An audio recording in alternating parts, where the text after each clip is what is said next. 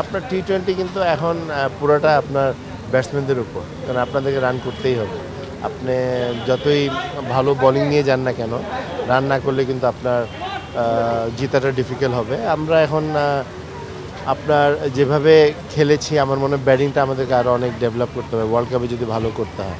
তো ব্যাটিংটা নিয়ে একটু হতাশা না, ভালো। ও মনে করেন যে আপনি যত সময় পাবে অত ভালো করবে, বাট ওর ব্যাটিংটা নিয়ে খুবই চিন্তিত। তো আপনার ওটা যদি ভালো করতে পারে তাহলে ক্যাপ্টেন্সি ভালো করবে, কারণ এর আগে তো ভালো করেছে, বাট মূল্যায়নটা এত তাড়াতাড়ি করাটা এটা হ্যাঁ, কারণ আমরা কিন্তু প্রিপারেশন কিন্তু অনেক ভালো। আপনি দেখেন আমরা বিপিএল খেললাম, তারপরে আপনার শ্রীলঙ্কা আসলো, ক্লাব ক্রিকেট খেললাম, এখন জিম্বাবুয়ের সাথে খেলেছি।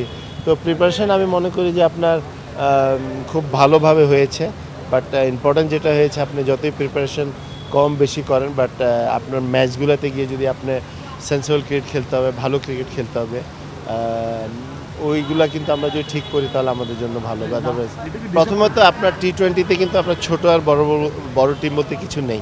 আপনার কিন্তু ভালো খেলতেই হবে, এবং যেটা নিয়ে ওয়ারিড সেটা হলো যে আপনার সিরিজ আমরা জিতেছি, বাট 5টা জিতা আর 4টা জিতার মধ্যে কোনো আমি পার্থক্য দেখছি না। আমি পার্থক্যটা দেখছি আমাদের বোলিংয়ের ব্যাটিংয়ের ইমপ্রুভমেন্টটা ভেরি ইম্পর্টেন্ট।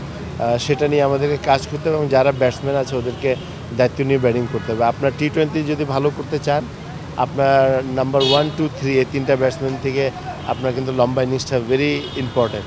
এই জিনিসটা যদি আমরা করতে পারি তাহলে আমরা ভালো করব। না, যেহেতু আমাদের তো শিডিউলটা টাইট ছিল, আপনি যে দেখেন আমরা বিপিএল খেললাম, ক্লাব ক্রিকেট খেললাম, শ্রীলঙ্কা আসলো, এখন আপনার জিম্বাবুয়ে আসছে।